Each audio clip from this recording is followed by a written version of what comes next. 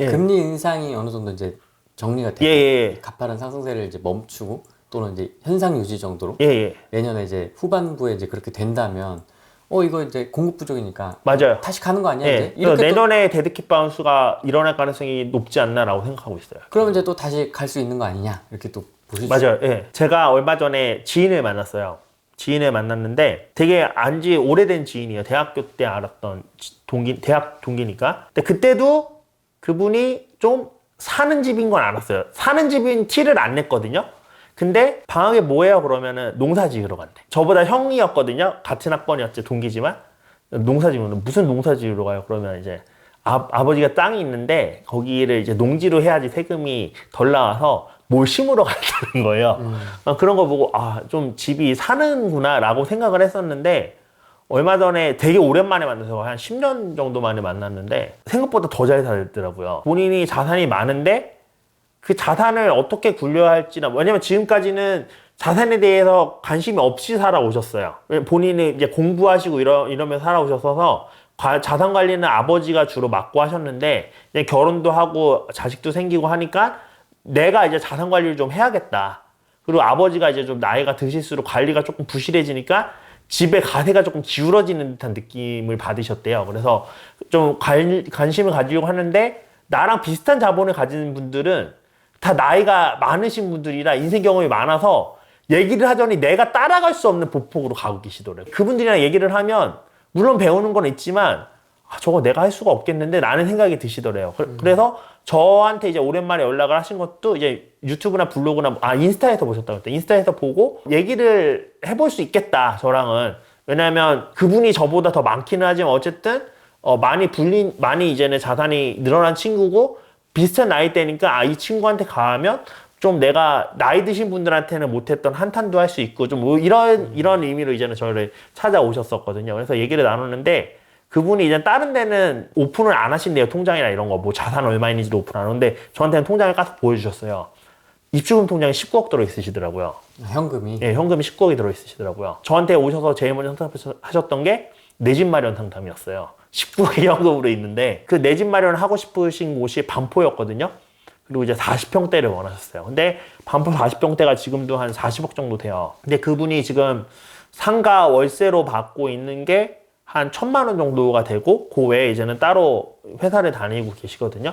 근데 그런 상황이면은 사실 우리가 봤을 때는 되게 양호한 수준이다라고 생각을 하잖아요. 뭔 걱정이야. 그쵸. 그렇게 생각이 들잖아요. 근데 반포를 사는 순간 40억인데 40% 대출을 땡긴다고 하면요 16억을 대출을 받아야 돼요. 물론 대출이 안 나오지만. 네, 그래서 이제 제가 얘기 들었던 거 뭐 땅이나 이런 것들이 따로 있으니까 땅 담보로 해서 받아서 요걸 사는 쪽으로 이렇게 얘기를 했던 거거든요. 만약에 땅 담보로 받아서 40% 정도 받는다고 친다. 집값을 그럼 16억을 받으면요 거의 월세로 들어오는 1,000만 원이 이자로 다 나가요. 스쳐 지나가는 거. 이자로 다 나가고 그 19억은 당연히 남은 걸 메꾸기 위해서 투입. 집에 다 들어가죠. 그러면은 현금 19억이 있고 현금 흐름이 1,000만 원에 플러스 월급 소득, 급여 소득이 따로 있음에도 불구하고 반포 집을 사는 순간 현금 다 날라가고 내 1,000만 원 현금 흐름도 없어지는 거예요. 완전 궁핍한 생활을 하게 되는 거죠. 이분이 저를 찾아온 이유가 뭐라고 그랬죠? 본인 나이대에 본인 수준의 재력을 가진 사람이 많이 없어서 저를 찾아왔다고 말씀을 드렸죠. 그분이 이제 친한 진짜 불알 친구 중에 한 분이 엄청 부자인 분인데 그분은 이제는 아버지가 종합병원 의사신가 봐요. 그래서 엄청 부자인데 그 친구는 이제는 진짜 본인 결혼도 안 하고 본인이 즐기면서 사셔서 그 친구랑은 이제는 좀 이런 대화를 하기가 조금 그렇다나 뭐 이런 얘기 하셨는데, 무튼 저를 찾아오신 이유가 그런 것 때문이었죠. 그러면은 이 소득 수준을 가진 사람이 있는 입장에서 찾아도 많지 않다는 거예요. 근데 저희가 어리냐라고 했을 때 이미 어리지 않아요. 그분이 아까 저보다 형이라고 그랬잖아요. 그분도 이제는 40이 넘었단 말이에요. 그러면 뭐 나이 드신 분들이 보기에는 아직 젊지라고 할 수 있지만 사실 사회적으로 봤을 때 막 엄청 젊거나 영한 나이는 아니란 말이에요. 그런 사람들도 그 수준의 부를 가진 사람이 찾기 힘들고, 근데 그 사람이 자기가 가진 부로 살려고 했을 때 이자나 이런 걸 감안했을 때 40억이 쉽지 않은 수준이라는 소리예요. 그럼 집값이 어느 정도 한계치에 도달했다는 반증이 아닌가라고 저는 그분을 만나면서 생각을 했어요. 자, 그러면 우리도 반포가 아니더라도 예를 들면은 뭐 현금 5억을 가지신 분들은 아까 19억이었으니까 4분의 1 정도로 나눌게요. 20억이라고 해서 5억을 가지신 분은 10억짜리 집을 볼 거잖아요. 그리고 5억 정도 현금을 가지신 분들은 현금 흐름이 뭐 1,000만 원보다 좀 모자랄 수도 있을 거란 말이에요. 그러면 그분들도 마찬가지로 5억으로 10억짜리 집 사고 내가 버는 돈으로 이자 내고 나면 남는 게 거의 없는 이런 상황이 된다는 거죠. 꼭 그분에 국한된 게 아니라. 그러면은 그런 상황들을 봤을 때 이게 과연 이제 분위기가 금리가 좀 안정화되고 공급이 부족하면서 반전이 되면 일시적으로 분위기가 살아날 수 있겠지만 과연 이거를 얼마 정도까지 더 받아줄 수 있을까? 사람들이. 라는 생각이 과거부터도 해왔지만 그분을 만나면서 조금 더 저는 이제 확신을 조금 더 갖는 계기가 됐어요. 향후 상승이 쉽지 않다. 예. 왜냐하면 지금 제가 블로그에도 한번 썼었는데 저희가 2008년도에 정고점을 찾았던 게 대부분이 2018년 8월쯤에 찾았어요. 2018년 8월에 급격한 상승이 있었거든요. 근데 그 급격한 상승 뒤에 비로소 10년 전 가격을 찾은 거예요. 아파트들이. 그리고서 그 다음부터 19, 20, 21 이렇게 해서 이렇게 엄청나게 뛴 거거든요. 저는 그 3년 동안 폭등이라면 폭등이 일어날 수 있었던 이유가 그 10년 동안 쌓여왔던 인플레이션 때문이라고 생각을 하거든요. 통화량의 누적. 그렇기 때문에 정고점 찍고 그 다음부터 이제 상승을 한 건데 이 상승할 때도 그 전에도 거품이 껴있는 가격이었잖아요. 약간 그 정고점이라는 것 자체가. 그렇기 때문에 이제 거품이 좀 껴서 올라가는 거기 때문에 3년 정도 오른 거라고 생각을 하는데 그러면 지금 이 정도 올랐으면 근 10년간 누적돼 있었던 그런 인플레이션 부분은 어느 정도 다 반영이 되지 않았나. 그리고 거기서 이제 2018년 기준으로 지금 5년 정도 지났는데 그 부분까지도 어느 정도 반영이 되지 않았나? 라는 생각을 해요. 그리고 이 생각이 맞지 않을까라고 조금 더 확신을 갖게 해주는 이유 중에 하나는 수도권의 2008년, 2010년도 그래프를 보면요. 2008년도에 꺾였다가 2010년도에 거의 2008년도에 오른 만큼 다시 회복을 해요. 2008년도에 고점만큼. 그랬다가 다시 꺾여요. 제 기준으로 해석을 했을 때는 2008년도에 이미 올랐던 가격이 그때 당시에 유동성 인플레이션으로는 최대한 커버 칠 수 있는 만큼까지 찍었던 거고 그게 이제는 뭐 서프라임 모기지나 이것 때문에 일시적으로 흔들렸다가 그게 안정화되니까 다시 시장 살아났나 보다 하고서 사람들이 덤벼들면서 다시 올라갔는데 그 전고점을 찍고 나서 보니 고작 그 2년 사이에 쌓인 그 유동성만으로는 이거를 뚫고 갈 수 있는 힘이 없었기 때문에 저는 거기서 스탑이 된 거다라고 생각이 되고 그렇게 해서 스탑이 되고 나니까 불과 2년 전에 하락장을 지독하게 겪었잖아요. 그분들이 2008년부터 2년 사이에.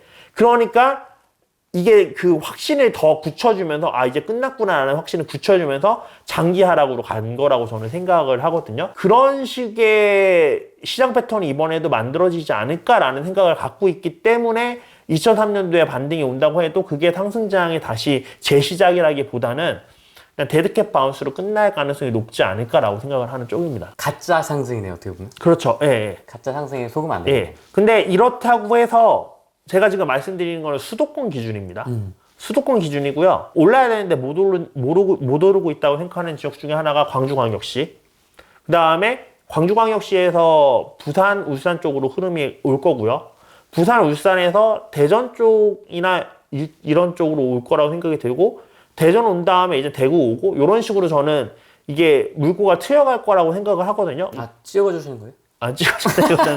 이 판단 기준은 엄연히 공급 물량 기준이고 그 지방 같은 경우는 광역시도 공급에 솔직하게 움직인다고 말씀드렸던 거는 누누이 말씀을 드렸으니까 데이터 찾아본 거 그냥 말씀드릴 뿐입니다. 그래서 그렇게 흐를 거라고 생각이 되는데 과거에도 그렇게 흘러왔었단 말이에요. 부산 같은 경우도 입주 물량 찾아보시면 아시겠지만 2009년도인가 2010년도가 진짜 역대급으로 입주 물량이 적었어요. 수도권이 그렇게 박살나고 있을 때. 그래서 부산이 그때부터 오르기 시작해서 2014년까지 2배 가까이 올랐거든요. 지수상으로. 지금 부산의 2025년 물량도 그 역대급이랑 비슷한 수준으로 적습니다. 그동안 계속 많았거든요. 근데 제가 아까 말씀드렸죠. 일주일에 21끼 다 챙겨 먹다가 갑자기 17끼, 18끼 챙겨 먹기 시작하면 배고프기 시작할 거라고.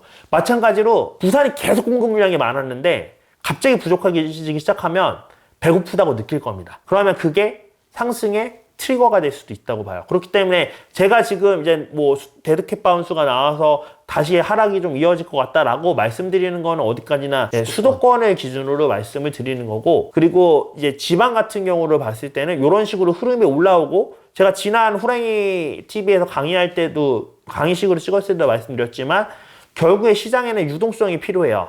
그리고 그 유동성이 지금 시장이 더 침체된 이유 중에 하나가 광역시 중에 좋은 광역시가 아무도 없어요. 이 광역시가 돈이 많은 지역들인데 이 광역시가 상승하는 지역이 없단 말이에요. 근데 이게 하나씩 상승되면서 물꼬가 트이기 시작하면 수도권의 유동성은 빠져 있지만 여기서 유동성이 쌓일 거란 말이에요. 밑에 쪽에서. 그럼 얘네가 수도권으로 다시 이제 역행이 올라오면서 수도권의 유동성을 늘리기 시작하고, 그게 다시 이제 지방 전역으로 퍼지는 식으로, 이게 과거 상승 사이클도 그랬었거든요. 이런 식으로 퍼져나갈 가능성이 있다고 보는 쪽이에요. 그래서 만약에 내년에 정말 제 예상대로 좀 상승이 온다라고 하면, 저는 지금 못 팔았던 것들, 전세를 연장한 것도 있죠. 못 팔아서. 그런 것들도 전세 낀 상태라도 좀 저렴하게라도 매도를 하고 어느 정도는 현금 보유를 한 상태에서 이제 지방장을 노리는 식으로 저는 전략을 가져갈 것 같습니다. 수도권은 그렇고 예. 지방은 어쨌든 이제 계속 예. 부시가 살아있다고 보시는 거세요. 예. 어떤 분들은 지방이고 뭐고 지금 뭐 금리 때문에 다 작살났다 지금 뭐 이러고 있는데, 이게 아까 말씀드렸던 핵심 포인트랑 똑같은 거예요. 똑같은 변수에 대해서 똑같은 파급력을 계산하면 안 된다니까요. 내가 대출을 10억 받았을 때 1% 오르는 거랑 대출을 1억 받았을 때 1% 오르는 거랑, 물론 그 대출을 받은 사람의 소득 수준도 다르겠지만 그 파급력이 똑같겠냐고요. 안 똑같단 말이에요, 당연히.